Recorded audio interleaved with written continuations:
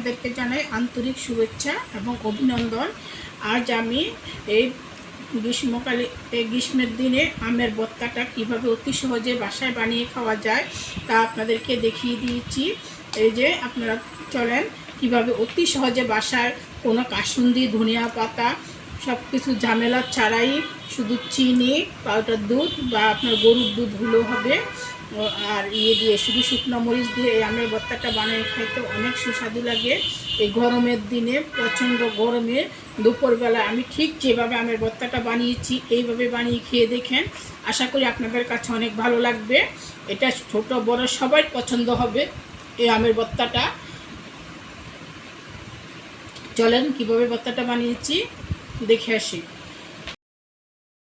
এখানে আমি 2টা কাঁচা আম নিয়েছি। আজকে আমি কাঁচা আম দিয়ে ভর্তা বানাবো।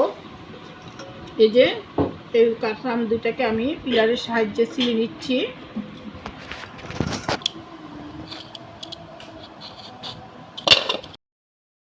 আমি আমগুলো পিলারের সাহায্যে ভালো করে ছিলে নিয়েছি, খোসাগুলো ছিলে নিয়েছি। এই পর্যায়ে আমি এখানে পানি দিয়ে আমগুলোকে ভালো করে ধুয়ে নিব।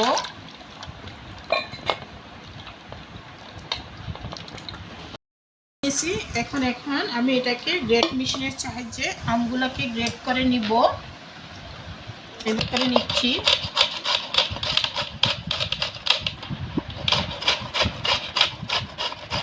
বন্ধুরা, আমি গ্রেট মেশিনের সাহায্যে এভাবে গ্রেট করে নিয়েছি। এই পর্যায়ে এর সাথে অ্যাড করব আমি এখানে মরিচ খোলার মধ্যে টেলে নিয়েছি। এগুলাকে এখন আমি হাত দিয়ে মেখে এর সাথে অ্যাড করব লবণ। লবণ দিয়েছি পরিমাণ মতো, দিয়ে মরিচগুলোকে আমি হাত দিয়ে মেখে ভেঙে নিয়েছি। বন্ধুরা, এর সাথে আমি অ্যাড করব ছোট একটা কাপে আধা কাপ পরিমাণে চিনি। চিনিটা আপনারা পরিমাণ মতো বুঝে দিবেন, যে যেরকম মিষ্টি খান। আর এর সাথে অ্যাড করব পাউডার দুধ। এখানে পাউডার দুধটা আমি দিয়ে দিব 2 চামচের মতো। সব কিছু ভালো করে মেখে নিচ্ছি।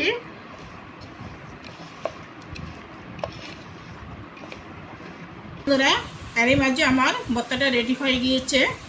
একবারে পুরোপুরি সম্পূর্ণভাবে রেডি করে নিয়েছি।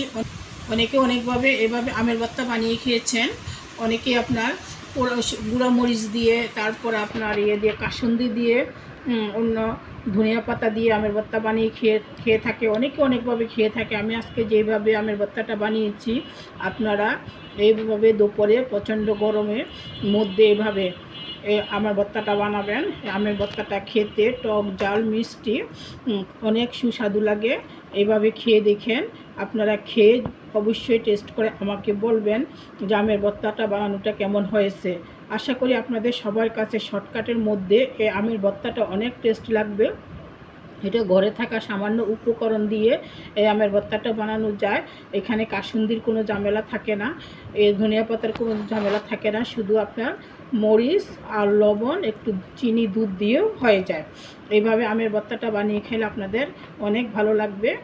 আশা করি আপনাদের কাছে ভিডিওটা অনেক ভালো লেগেছে। যদি ভালো লেগে থাকে তাহলে অবশ্যই আমার চ্যানেলটাকে সাবস্ক্রাইব করবেন। প্লিজ প্লিজ প্লিজ আমার চ্যানেলটাকে সাবস্ক্রাইব করুন এবং লাইক, শেয়ার, কমেন্ট করবেন। এবং আমের ভর্তাটা বানিয়ে খেয়ে আমাকে কমেন্ট করে জানাবেন কেমন হয়েছে। আশা করি আপনাদের সবার কাছে ভালো লাগবে, এতটুকু আমার দৃঢ় বিশ্বাস। কারণ এই ভর্তাটা অনেক সুস্বাদু হয়, অনেক সুস্বাদু। যে একবার খায় সে বারবার খেতে চাবে। এই বলে আমি এখানে বিদায় নিলাম।